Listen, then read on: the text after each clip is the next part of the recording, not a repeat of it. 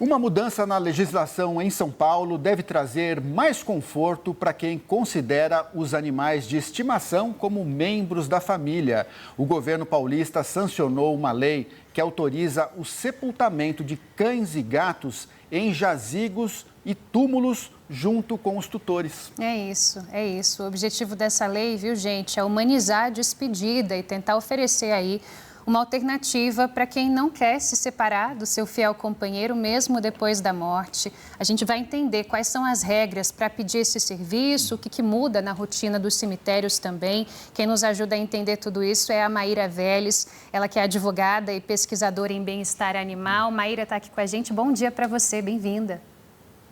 Bom dia, um prazer participar com vocês nessa manhã. A gente que agradece. Começo te perguntando se essa medida já está valendo, se falta algum tipo de regulamentação, algum outro passo e se é preciso que haja um espaço específico dentro desses jazigos ou se tudo acontece ali da forma como a gente já está acostumado com os humanos. De fato, essa lei demanda uma regulamentação, né? Então, para que ela seja aplicada, todo o estado de São Paulo e os cemitérios públicos e privados que eventualmente participem da aplicação da lei precisam estar preparados para recepcionar. Assim como nós temos regras sanitárias em relação ao enterro de humanos, nós precisaremos estabelecer regras mais pormenorizadas para que os nossos companheiros, nossos animais de estimação possam seguir dentro dos protocolos de enterro. Isso não quer dizer que, por exemplo, esses estabelecimentos precisem aceitar esses animais em velórios, óbvio, né?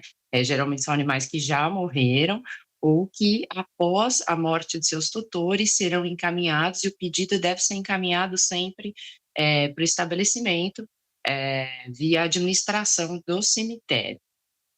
Ira, você falou então que velórios não são autorizados, né? E queria também te perguntar se existem algumas normas sanitárias diferentes que os cemitérios têm que cumprir nesse caso. Na verdade, todos os cemitérios já cumprem uma série de protocolos sanitários bem rígidos, né? Eles precisam ter um tipo de proteção de concreto, enfim, onde qualquer tipo de material orgânico não acesse lençóis freáticos e não causem danos ambientais. Isso já existe. Então, o que é previsto para o ser humano, hoje vale também para os animais. E isso já tem um peso e foi considerado, com certeza, pelo governador do estado ao sancionar essa lei. Então, isso não é uma preocupação que deva, hoje, né, ser alvo de preocupação para a população, isso já é previsto.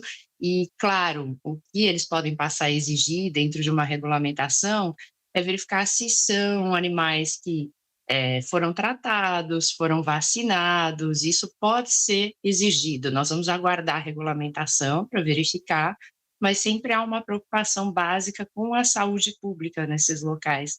E, nesse sentido, isso vai ser viabilizado via regulamentação da legislação, que nós esperamos que ocorra logo, para que as pessoas possam ter os seus direitos aí validados e os membros da família acolhidos nesse momento difícil também.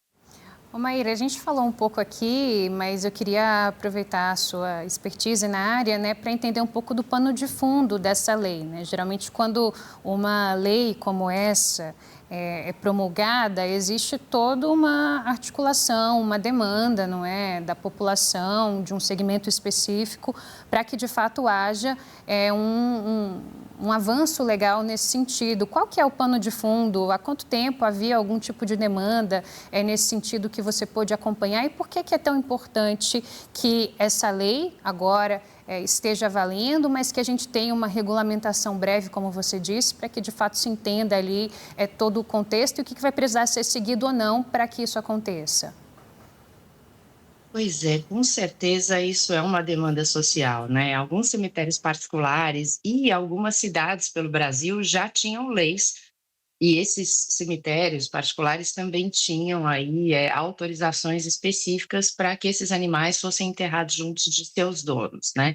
Então já havia demanda social e especificamente essa lei foi apresentada por conta de um cão de Taboão da Serra, que era conhecido como Bob Coveiro, que sempre estava, né, na região dos cemitérios, acompanhando, enfim. Então, isso inspirou as pessoas a darem um acolhimento. Esses animais estão com a gente na vida e no momento de morte. São extremamente fiéis, fazem parte da família multiespécie, que hoje é reconhecido pelo Instituto Brasileiro de Direito de Família. Então, os próprios tribunais já estabelecem guardas compartilhadas ou unilaterais em caso de separação, divórcio, ou seja, os pets não são mais tratados como meros objetos, eles são tratados como sujeitos de direito. Então, todo esse avanço na questão da proteção animal e a demanda social foram determinantes para o avanço da lei. E a gente sabe que isso tem muito apelo, isso é muito aguardado, e da mesma maneira que nós tratamos muito bem esses nossos animais, a gente espera políticas públicas que sejam de fato efetivas aí para nos ajudar e evitar casos de maus tratos, como aconteceu com o cão-orelha, e para acolher animais que sejam comunitários também. Então, por enquanto, isso vale para animais particulares, né, que sejam da família, que estejam na guarda aí de alguma pessoa que tenha direito a esse enterro, enfim, ao sepultamento. Mas eu acho que logo nós teremos que pensar, inclusive, em destinação pública. Hoje em dia, o que a gente tem, em caso de falecimento de um animal, é simplesmente algumas estações de transbordo da prefeitura que recolhem animais das clínicas veterinárias, geralmente congelados, né, para que não haja risco sanitário, e isso é encaminhado e não se sabe de fato o destino desses animais, né? A gente não sabe para onde eles vão, eles simplesmente são processados como se fossem ali qualquer objeto. E a ideia dessa lei é exatamente mudar o acolhimento desses animais e a percepção que a sociedade tem deles. Ô Maíra, esse caso que você relatou, que você mencionou aí de Taboão da Serra, acho que, se eu não me engano, é o caso do cachorro que passou 10 anos, né, no cemitério, lá ao redor do túmulo, depois que o tutor morreu, né, faleceu. E queria te perguntar o seguinte, você acha que essa lei vai se espalhar para outros estados do país? E quais são os documentos necessários aí que o tutor já pode começar a juntar, né, para poder requisitar esse tipo de serviço? Perfeito, né? O documento essencial é o atestado de óbito. Todo animalzinho tem que ter um atestado de óbito, né, dizendo a causa morte, a data, validado por um médico veterinário ou mais de um, né? Falando das circunstâncias da morte. Se, por exemplo, houver uma doença muito grave de relevância de saúde pública, é possível que haja algum impedimento, doenças como raiva, esse tipo de coisa. Mas isso vai ser estabelecido em regulamentação, né?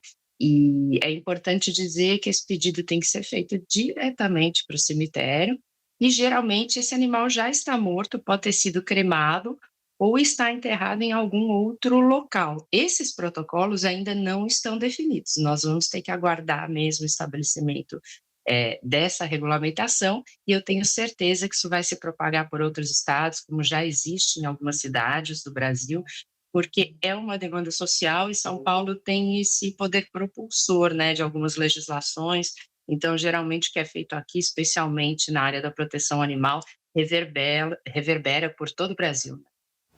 Tá aí, Maíra Velhos, advogada, pesquisadora em bem-estar animal, gentilmente nos atende hoje. Maíra, obrigada pela conversa, pelos esclarecimentos. Até uma próxima.